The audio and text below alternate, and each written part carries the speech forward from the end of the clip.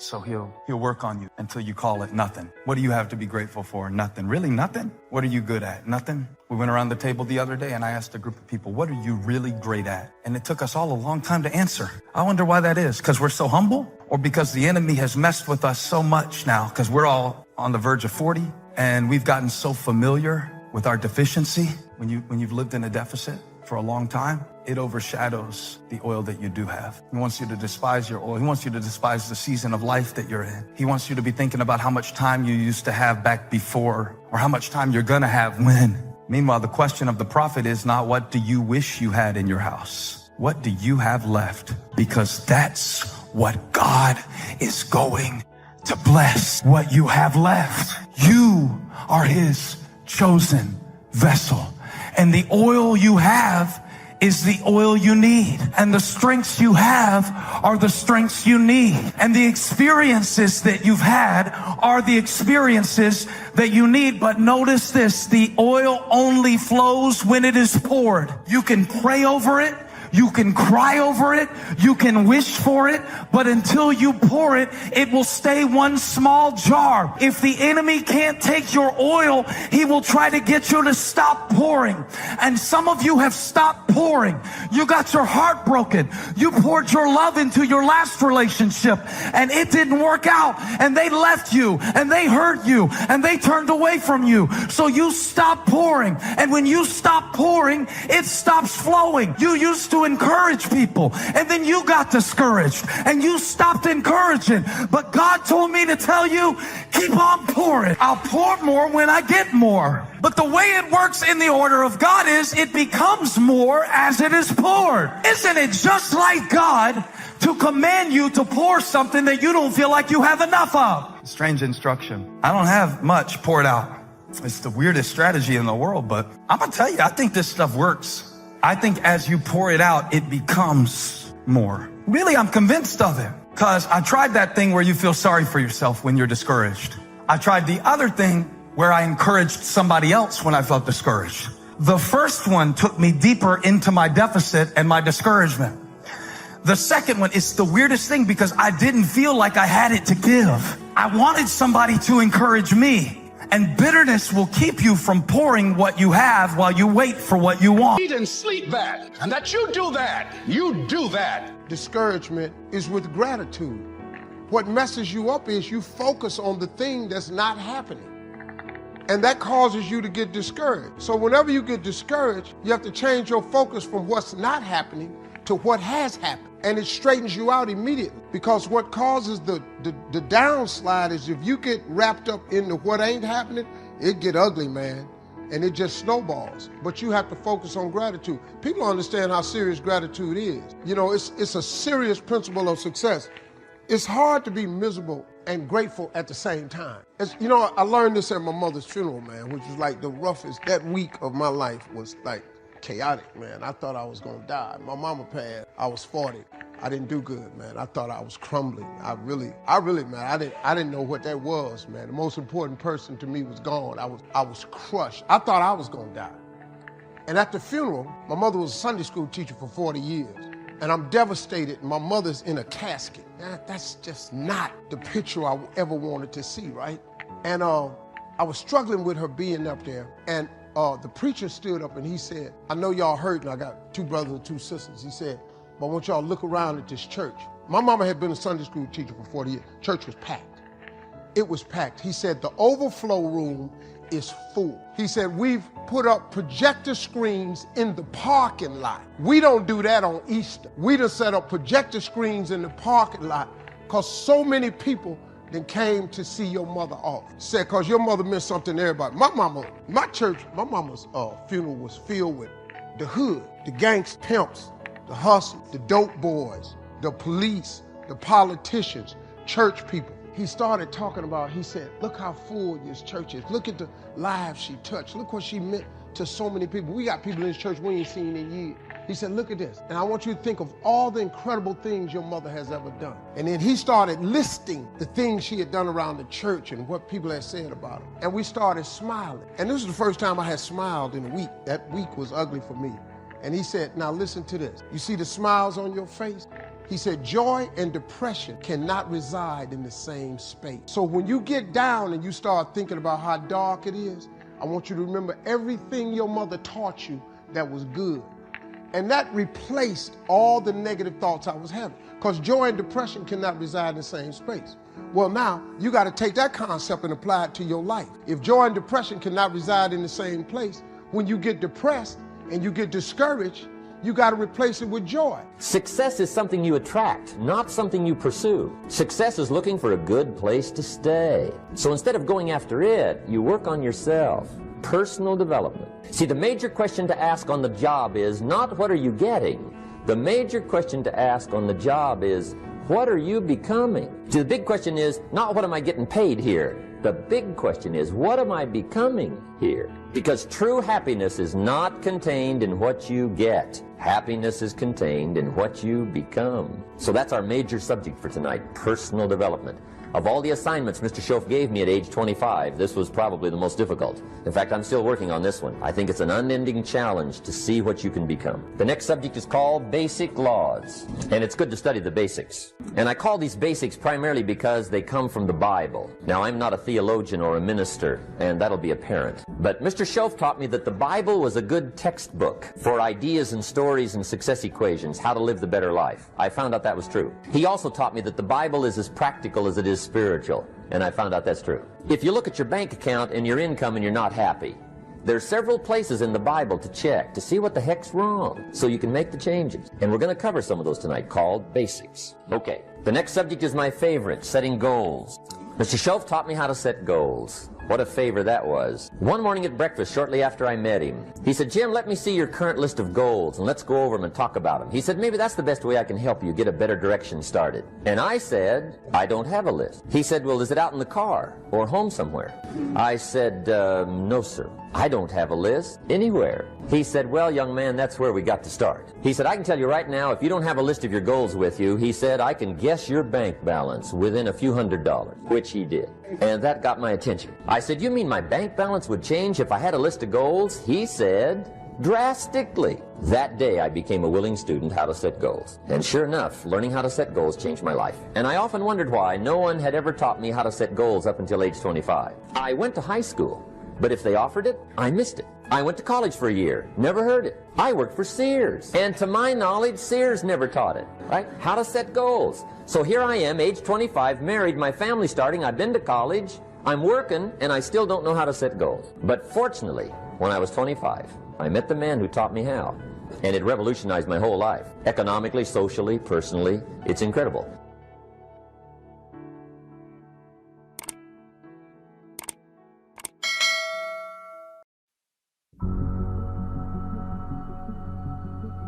People's opinion of you is none of your business, nor should you make it yours. You get in a lot of trouble worrying about what somebody think about you. Do not let other people's opinion of you determine your direction. They don't know you, they don't know what's best for you, they don't know the plans for you, they don't know your real direction. And most of these people who have opinions of you are not even really well-meaning people. The answer to your success lies purely between you and your relationship with God. You need to look closely at the person that's providing you their opinion. Do they take their own advice? Do they listen to others when others advise them? Hardly ever, man. Be careful when you are taking direction from people who are not where you're trying to go. I was listening to Joel Osteen on TV one day. He said, other people's opinion of you is none of your business, nor should you make it yours. Remember this, people's opinion are just their opinion. They don't know you. To me, successful is getting to the point where you are absolutely comfortable with yourself. It does not matter how many things you have acquired. The ability to learn to say no and not to feel guilty about it, to me, is about the greatest success I have achieved. The fact that I have, in the public side, done whatever, it's all a part of a process for growing for me. But to me, to have the kind of internal strength and internal courage it takes to say, no, I will not let you treat me this way, is what success is all about. It's the same thing that prevents you from being abused as a child, that prevents you from being abused as an adult, that allows you to build success for yourself. I will not be treated this way. I demand only the best for myself. All the mistakes I've made in my life I've made because I was trying to please anyone. Every one of them. There's not one that I've made because I did something because I really wanted to do this for myself. Every mistake I've ever made is because I went outside of myself to do something for somebody else that I should not, to please them, just for the purpose of pleasing them. You are worthy to say no. That it's okay if you say no. It's okay if you say no and then people don't like you. That's really okay. The important thing is how you feel about what you're doing, how you feel about yourself. It's a long struggle though. And I'm just hoping that, in the work that I do on the show and the speaking that I do around the country, and that young people who are watching this can get the lesson sooner than I did. Because it's painful, because you keep repeating it over and over and over. Here's another big one. Learn to say no. I'm telling you, in such a social society we have now, it's so easy to try to be a nice person, saying yes, yes, yes to everything. Find yourself overloaded. Now you got to call and make well, gosh, all the time it takes to back out of something that you said yes to too quickly. My friend Ron Reynolds says, don't let your mouth overload your back. I used to be one of those people who had the disease to please. I said yes many times when I knew I should have been saying no, and then I would be mad at myself for saying yes. You say yes, then you're mad when they come back again. Because when you say yes, when you really mean no, people follow the intention of the yes. Because why do you say yes? You say yes because you don't want the person to be upset with you. They're not. You don't want the person to be angry. You want the person to think you're nice. They do. And that is why they keep coming back. Nothing is showing up in your life that you didn't order there. So what I learned is that the reason why people keep showing up is because my intention is to make them think that I'm such a nice person, that you can ask me for anything, you can get me to do anything. I'm going to say yes, I'm going to say yes. So many times you will have angst and worry about things, and you will put yourself in a state when the other person really isn't even thinking about you. A lot of women have a disease to please, and a lot of women, I think I was in my mid-40s before I started to figure this out. You want to be successful, you want to do well, but you're just what she was talking about. You're so worried about what other people are going to say about it. I was saying earlier, you're worried about people saying who she thinks she is. I don't want people to think that I'm better than they are. I don't want people to think. How do you continue to move forward and live with the haters? I think that women are so loving and so nurturing and so giving, but here's the mistake that women and some men make as well. You cannot have a private relationship in a public arena. You cannot do that. You look to an inner circle of people who really know you for that validation, that pleasing, that strength, that understanding. Don't expect to have that kind of intimate relationship with people who just know you publicly and peripherally. Don't seek to be understood by the world. Most of our great leaders, world changers, thinkers were understood better after their life than during their life. So if you need everybody to understand you before you do it, I got bad news. You're going to be dead before you're fully understood. You better go ahead. You better go ahead and live on purpose and understand it's like a woman who's pregnant and goes to the doctor and says, I want to have this baby, but I don't want my ankles to swell. I don't want this mask on my face, and I don't want to gain any weight. And he's going to tell her there's no way you can have the baby because this goes along with it. That goes along with purpose. Haters are a part of the process. Go ahead and take it. Just get a bigger dress, do something, keep on going.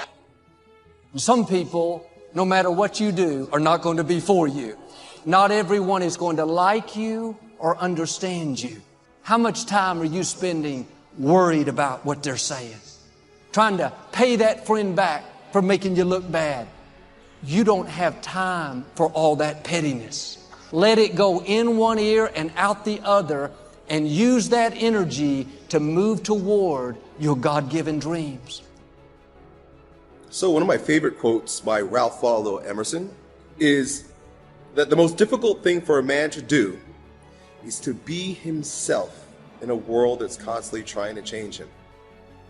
So what do?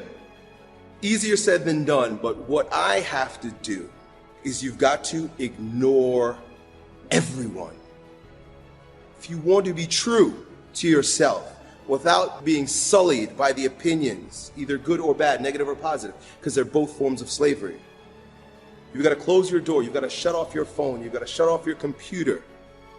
You've got to sit down, you've got to be with yourself and God and let it speak through you purely. Become a hollow reed, unobstructed by the opinions, positive and negative, of other people. What people think about you and the possibilities for your dream is none of your business. They have no imagination, ladies and gentlemen.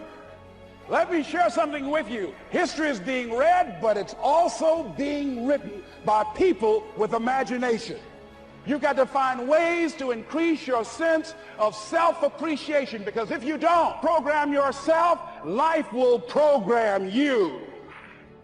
Are you surrounding yourself with people that can nourish you? Is your life an adventure, or is it boring? You don't want to ever put yourself in a situation where you have a limited vision and you're only using a limited amount of your talents and of your abilities.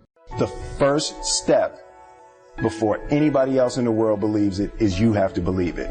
There's no reason to have a plan B because it distracts from plan A. And I think psychologically, the advantage that gives me over a lot of people that I have been in competition with in different situations is it's difficult to take the first step when you look how big. The task is never huge to me. It's always one brick. I believe, and I learned very young, that you don't try to build a wall. You don't set out to build a wall. You don't say, I'm going to build the biggest, baddest, greatest wall that's ever been built. You don't start there. You say, I'm going to lay this brick as perfectly as a brick can be laid. There will not be one brick on the face of the earth that's going to be laid better than this brick that I'm going to lay in this next 10 minutes. And you do that every single day, and you have a wall. I've never really viewed myself as particularly talented. Where I excel is ridiculous, sickening work ethic. You know, while the other guy's sleeping, I'm working. While the other guy's eating, I'm working. The separation of talent and skill is one of the greatest misunderstood concepts for people who are trying to excel, who have dreams, that want to do things. Talent you have naturally. Skill is only developed by hours and hours and hours of beating on your craft. I always knew that I could work hard enough. There wasn't an issue with discipline, or there wasn't an issue with the ability to sacrifice, or the willingness to sacrifice. There's no easy way around it. No matter how talented you are, your talent is going to fail you if you're not skilled. You know, if you don't study, if you don't work really hard and dedicate yourself to being better every single day. One year, my father had his shop. He decided, for whatever reason, that he wanted a new wall on the front of his shop. So he tore down probably about 16 feet high and probably about 30 feet long. We just completed the wall down, and my brother and I had to dig a 6-foot hole. We were mixing the concrete by a year and a half. We were building this wall for a year and a half. Every day after school, we would come and mix the concrete, put it in the hole, doing it, and it was just myself and my little brother. And I remember standing back, looking at that wall, saying, there's going to be a hole here forever. A year and a half later, we laid the final brick, and my father stood back with my brother and I know he planned it. He says he did. And the secret to life is effective management of time and chance. And here's what my message is about tonight. The principal key to management of time and change plan. You cannot control time nor change, but you can plan the way you use them. Successful people are simply people who effectively planned how to use time. Someone said, if you aim at nothing, you will never miss. Planning creates bullseyes. It creates destinies. It creates targets. Without a plan, you are just shooting in the wind. Don't allow another year be a year of just shooting in the wind. Planning is the most important principle of success in life, because The only thing that regulates and change is planning. Oh, I'm a planner. You see, without a plan, time and change will ruin. If you don't plan on what you're going to do, somebody will plan it. The most dangerous person in the Bahamas is a guy named Les. You all know this guy? Dangerous, eh? Let's go this. Let's go do that. Let's go here. Come go with me. Let's go here. Let's go dream this. Les will kill you. The only defense against Les is a plan. When Les said, let's go, tell him, I got a plan already. Go into the new year with a plan that is so strong that time will submit to it and change will become its servant. I put it to you then that next year, I want you to remember what you're about to write. God says is the year of changes in time. The number 13, I did some research for you. Do you know that every single letter in Hebrew is a number? Write that down. You didn't know that. So when God spoke to Moses and Joshua and Daniel and Joseph, he was speaking in numbers. The Hebrew language is the only language that comes in numbers. Some of you wonder why we use the term 666 for the beast. Well, the word beast in Hebrew is 3 letters, and they actually are all 6 in number. That's the word beast. So when the Bible says the beast shall appear and shall subjugate the earth and shall contaminate the temple, the word beast is 666. It's a number. But do you know what 13 is in Hebrew? It is the word change. Welcome to the year. And I could understand that it really was because I was grounded. I've done was doing and continue to this day to do the consciousness work. I work at staying awake. And being awakened is just another word for spirituality, but spirituality throws people off and they think you mean religion. When I was hiring people for my company, for looking for presidents, when people would come in, I'd say, tell me, what is your spiritual practice? And literally would throw, people would go, I'm not religious. Or I said, I didn't ask you about your religion. I asked you about your spiritual practice. What do you do to take care of yourself? What do you do to keep yourself centered? What do you do to the... And, one woman started crying. So to answer your question, everything is fueled that comes from me really wanting to be a better person on earth. And this is what I know to be true. The reason why the show worked is because I understood that audience, my viewers, the people who watched us every day and would come and just like you all did, get tickets, and they would come with their family. You all just came across campus, but that's good too. People would come from all over the world just to be there with their aunts and their mothers, and they'd come with their cousins, and there'd be a few men in there going, what? Or saying, well, I went to Oprah with you. I had such regard for that. And I just had a conversation with John Mackey, who runs Whole Foods, and has written this fabulous book. You should get it, called Conscious Capital. And he was talking about how the investment in the stakeholders, the people who you are serving, that connection between the people who you're trying to serve and sell to is equally as important as the people who you're buying from, equally as important as the people who are, supporting you financially, as your stockholders if you are, a public company. So I always understood that there really was no difference between me and the audience. At times I might have had better shoes, but at the core of what really matters, that we are the same. And you know how I know that? Because all of us are seeking the same thing.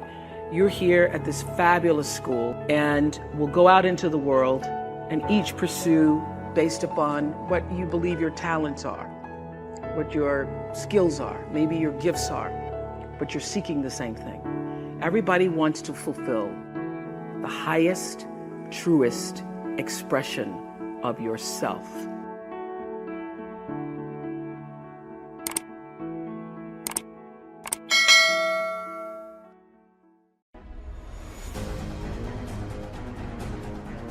Conception does not guarantee manifestation. And what I mean by that is, bird and a fish created by God. The fish was created to do what? Swim. So fish do not attend swimming lessons. I know it sounds simple, but it's very important. Why? Because swim is built into the fish. Why? Because God demanded the fish to swim. So he put the ability in it. Birds were designed by God to fly. So birds don't attend flight school. Flight is built in. I like this one. Seeds. Seeds were designed by the Creator to bring forth trees. You'll never find a seed attending a tree growing convention to learn how to grow trees. Why? Where's the tree? Trapped on the inside. In other words, whatever God created something to do, he built it in. Your culture and your educational system doesn't allow you to discover that. We are educated to be employed, not to be deployed. Seeds deploy themselves and become trees. Fish deploy themselves and they swim. Birds deploy themselves and they fly. We are the only creatures God created who don't deploy ourselves because our culture doesn't allow it. Gotta get free from the culture. And it's seminars like this that make you begin to have a meeting with yourself. Discuss yourself with yourself and say to yourself, self, am I who I really am? You know, here's my conviction. This is why I believe that buried in every human being is a leader, trapped by an erroneous philosophy that you were born to follow. Let us make man to have what? Dominion. To govern, to rule, to lead, control. Which means that somewhere inside of you is a ruler, a controller, a leader, a dominator. Somewhere in there. Because he would not have demanded it if he didn't inject it. Which means that your ability is determined by your responsibility. Your potential is designed by your purpose. Your potential is equal to what you were born to do. The best example I can give you is this car. Look at this car. All cars have what they call a speedometer. Am I right? Well, here's an old one, old Chevy. Now, if you look at the numbers have to 160 miles per hour this car can travel. All of your cars have that kind of registration, sometimes 200, 180. Everybody got that, right? Okay. Now, when you bought the car, that was on the car. You bought the car with it. It was on it, 180 miles per hour. I'm getting ready to go. Okay. I'm so excited. Okay, so you bought this car, brought it home, and the manufacturer says this car can travel 180 miles per hour. How can the manufacturer put that on there? What makes him so sure that this vehicle could travel 180? That's the first question. The second question is, have you ever traveled 180 in that car? No. Let me tell you how stupid our philosophy of our countries are. We sell a car that could travel 180 and put a sign up 50 miles per hour. It's amazing. It's crazy. I don't understand it. I have no idea how they got this idea. I don't know where it comes from. But it tells you the nature of your culture. Don't try it. They give the company permission to build the capacity, but restricts your ability to use it. And you never thought about that. And that's the way they think about you. So all your life, you can make 180. But you've been traveling for 50 years at 60 miles per hour, and you think you're living. The capacity is present. Our culture says you can't go any further. And God says, press the accelerator. And your culture says you can't go any further. You can go no faster. You got to make a decision tonight, see? I love my mother, but I'm not giving my mother control over my life. My mom got control of her life. She don't get to have control.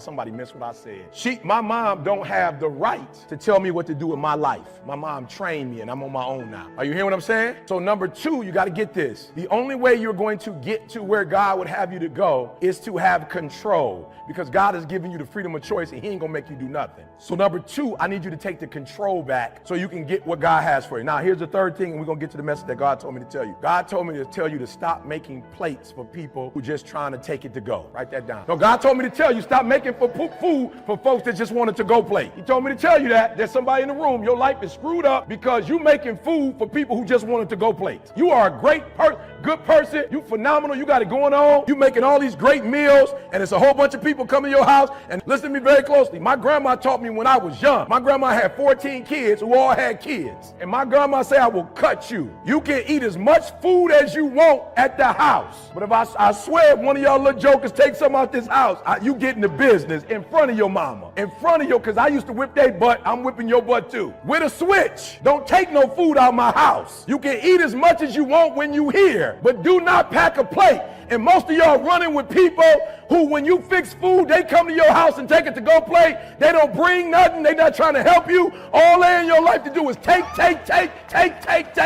And you wondering why your life messed up, because you with takers. You done made a whole spread, and they just coming in. They can't even say, they don't have the decency to say hi and thank you. You so ignorant, though. You just so geeked to have them coming and so-and-so came to my house. I'm so glad they came over. Listen to me. I promise you there's some other folks who cook cooking or who would bring at least something to drink and some cups that would love to come to your house. You ain't got to put up with that mess. And so in 2019, God told me to tell you, your life gonna go to a whole nother level if you just get rid of folks who bring it in to go containers. You already know who they are too. As soon as I said it, you already knew who you like. See, they'll never bring nothing. You didn't even notice at first until it came in the atmosphere. Then all of a sudden you was like, you're right. They always taking. And I tell my babies all the time, it ain't nothing wrong with helping, but you can't help when you ain't got nothing. You got to have something first before you can help somebody. I couldn't do this if I was broke. The plane tickets cost money. The hotel I'm staying at in Buckhead costs money. I couldn't do this if I was broke. I couldn't be a blessing of you if I was broke. And most of y'all, you broke and you trying to bless somebody when you broke. You ain't that desperate for company. You can't be that desperate to have somebody at your house. And he keep eating at your house but going to stay at her house. I'm just trying to help somebody. She coming to get a plate from your house, but she's sleeping at his house. Ain't nothing wrong with getting a plate, boo, but you gonna have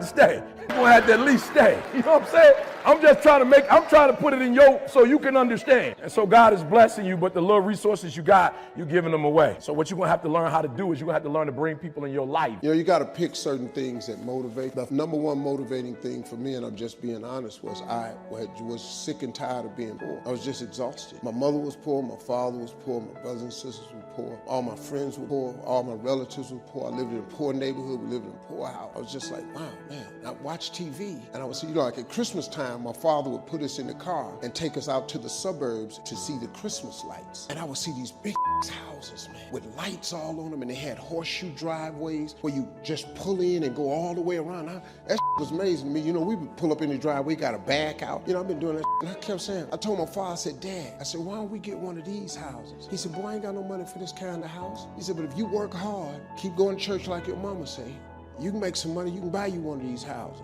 That was it. My motivation was to buy a big house so I could put up Christmas lights and drive in the driveway.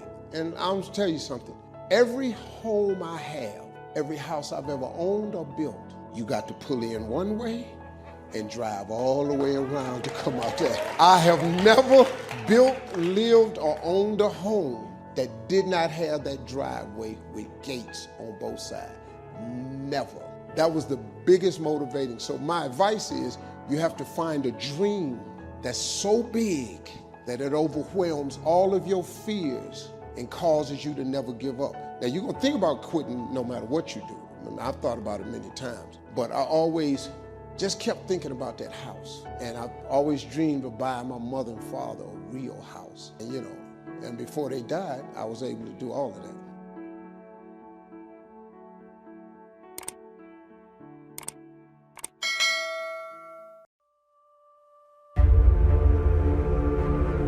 The grinder, you, the individual, the person that you are inside will determine the outcome, whatever you're going to do in your life. So you must continue to grind harder. You must continue to find a way and make a way out of no way. Don't wait for a handout. Don't wait for someone to tell you to do it. Do it because you need to do it. Do it because it must be done. There are going to be all kinds of challenges that we all must face. You cannot live in this world without a challenge. You cannot live in this world without a struggle. Because with every struggle that you have been through, it will help you to be stronger. But you cannot give up. Don't be afraid of the hard work. Don't be afraid to grind a little bit harder. Don't be afraid to sweat a little bit. It's okay, man. This ain't the time to be sitting up there feeling sorry. This ain't the time to be saying you don't have what it takes. So if you get some setbacks, embrace them. Sure, every day is not going to be a good day for you. Every day is not going to always happen for you. But it's always something happening. But you got to make it happen for the right reasons. For every day of your life, you must continue to believe in yourself. For every day of your life, you must have enough faith and understanding that it's up to you to make that difference count. So continue to grind. Grind with everything you got. Be strong every day of your life. No matter what comes your way, keep grinding. Man, it's so tough, you know, because I remember when I was young, and I didn't have my father, right, in the household. And we became cool.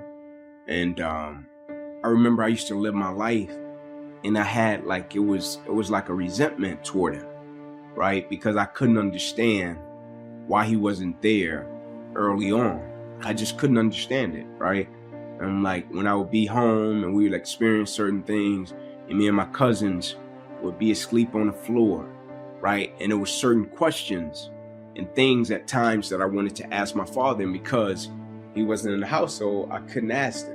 So it created a resentment until one day I just asked. We were together and, I just asked like, man, what happened? And he just shared with me what happened, right? Like I was young, your mother was young, right? I ended up losing my mother, right? And I was just scared, right? And when he told me this situation, I could understand it, right? And for most people, it's like forgiveness is the hardest thing in the world. And when you see a son, when you see him coming up with his mother, or you see a father that's not present, a lot of times for me, I think now, man, what's that situation? And I want to understand it, right? Because I firmly believe, as tough as the situation is, my teacher said this to me. My teacher, who's my mentor, my 8th grade teacher. He said to me one day when I was in the 8th grade, because we was talking about fatherhood and stuff like that, and some of my friends, they were talking about their fathers. We were just having a man conversation. And one of my friends said, like, man, my father don't care about me. Like, he don't want me, right? Like, I'm in the world, I don't see him, right? And my teacher said to him, son, I don't think any man brings a kid into this world and don't think about him and don't love him and don't want him. And the kid was like, no, man, like, that's wrong, right? He was like, I'm a man, I'm a father, I'm a husband. Right? And when he said it, at the time I was young and I was like, I don't know. But now that I'm a father, right? I got 2 kids, or I got 3 little sisters, right? And it's this thing inside of me that makes me think like it was true. It was real. But situations and circumstances happen sometimes that we can't understand, and it leaves a mother in the household, or sometimes it leaves a father to be a single father, right? And when that happens, I think the village is important. It's like me, I got a level of accountability and responsibility with my son, right? If my son plays on a team, right, and his kids on that team, that their fathers are not present, I feel like I have a responsibility and obligation not to be their father, right, but to fill a void, to be a positive male figure in that kid's life as much as possible. And not just look at the kid and see him drowning and just be like, that's not my kid, I'll just let him drown, right? No, he's very much so my kid, right? Because God has put me here to be present in this kid's presence, so I'm gonna help him, right? And so it's just becoming a village around that mother or around that father to assist as much as possible to help that kid be shaped and molded in the right way, with principles. Because we live in a society where mediocrity is often rewarded. And you look down at the 22 men and he says something about basically you all detest mediocrity. And he goes on to talk about this mediocrity and shit. And I just sat back and I said, God, man, I want to be like these motherfuckers. I want to feel, because now I was projecting myself in those chairs. I want to, how do y'all feel like right now? And I want to feel like you do. You 22 men, I want to feel like that, man. I said, I'm tired of feeling the way I feel every day. I'm tired of how I feel. I'm tired of lying to myself, lying to people, and it being some piece of shit. And I always knew in the back of my mind, I could be something special, but I knew the work that was going to take was going to kill me. I was afraid of that.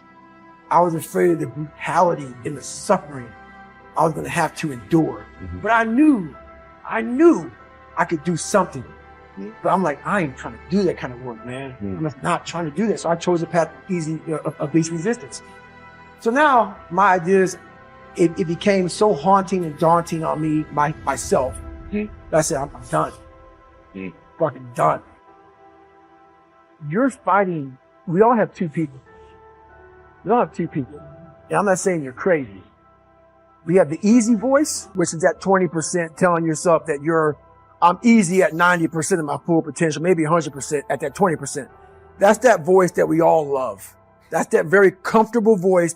That's that mommy holding you saying it's going to be okay. Doesn't care how good you are, just loves you. Just loves you no matter how messed up you are in life. That's where you want to be at. So that's that one voice. This other voice that we walk very far away from is a voice saying, hey man, you ain't doing shit. So we try to get this voice out of our head completely. And we live over here in this land. So what you have to do first is turn up this voice over here. The voice saying things to you that aren't nice. That it's in our head saying, you know what, man, dude, you're not doing shit. You're not and it's not putting yourself down. People take this the wrong way in this new society. I'm not saying to put yourself down. I'm saying listen to the truth.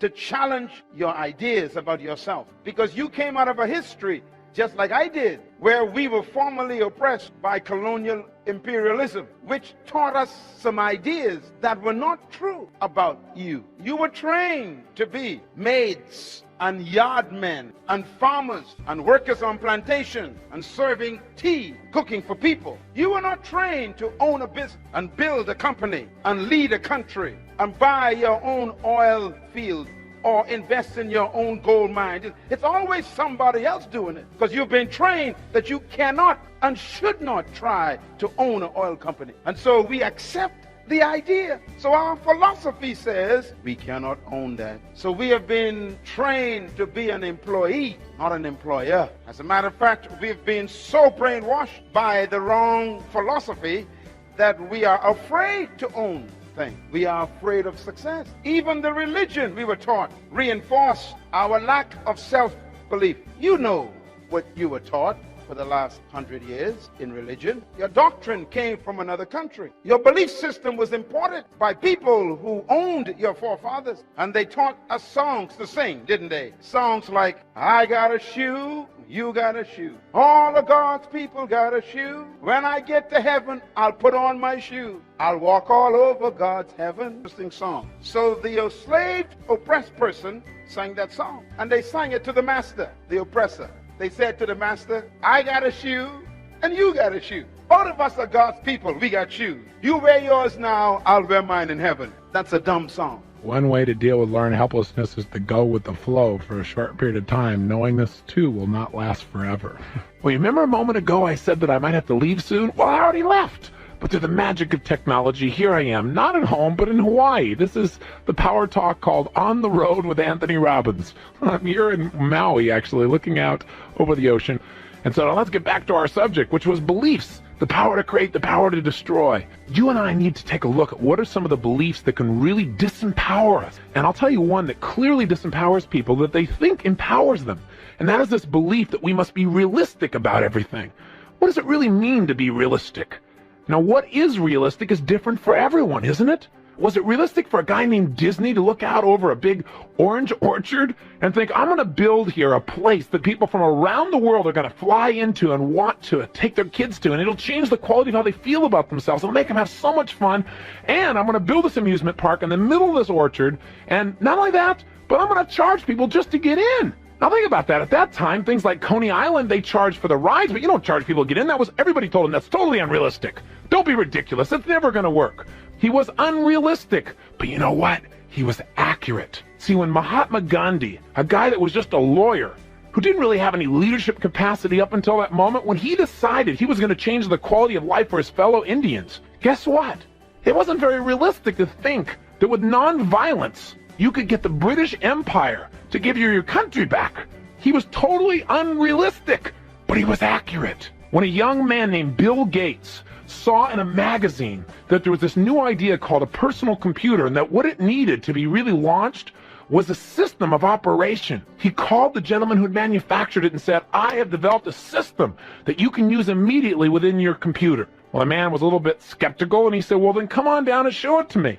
And in the next few days, This young man, Bill Gates, created a system without ever even seeing the computer. The first time he got to test it was when he was in front of the president of the company. And you know what? The president bought it, and Bill Gates' future was immediately altered.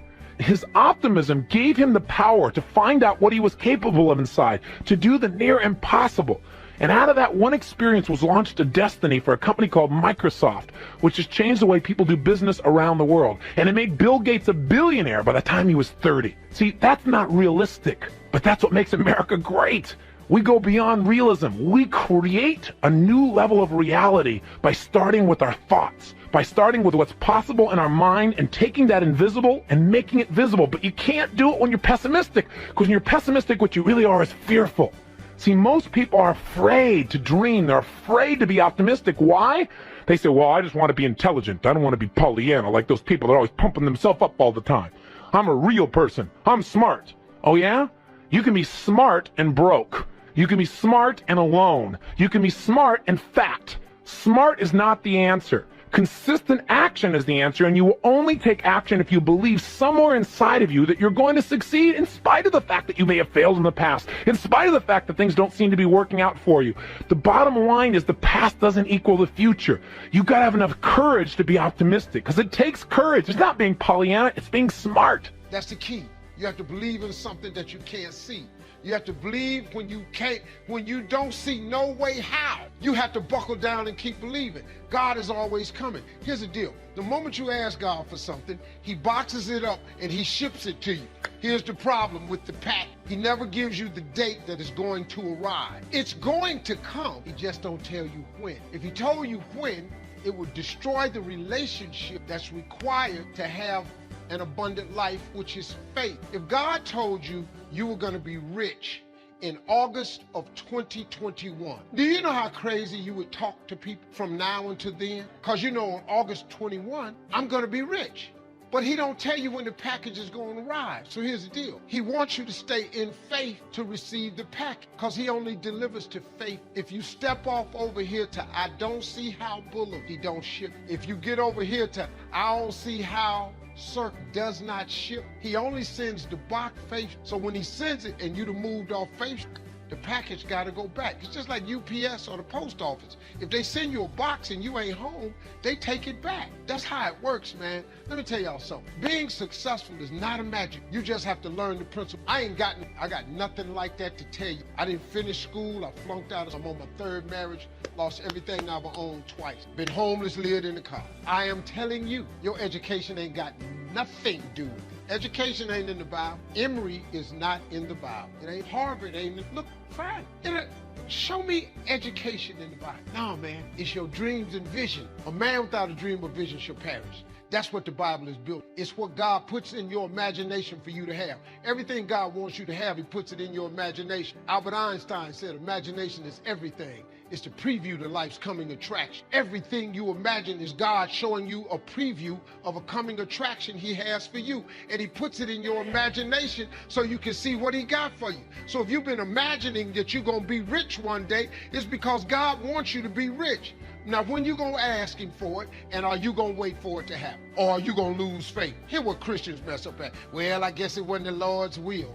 Who are you? How you know what God's will is? It all happens at an appointment, but you have to stay in faith for the appointed time to happen. I've been wanting to be on TV since I was 10 years old. You know how old I was before I got on? 38. 28 years after I wrote it on the paper. I won't be on TV. It took me 28 years to get on, but it happened at an appointed time. I just never gave up the faith. I kept going because I didn't know how to quit. Because I know if I quit, it cannot happen.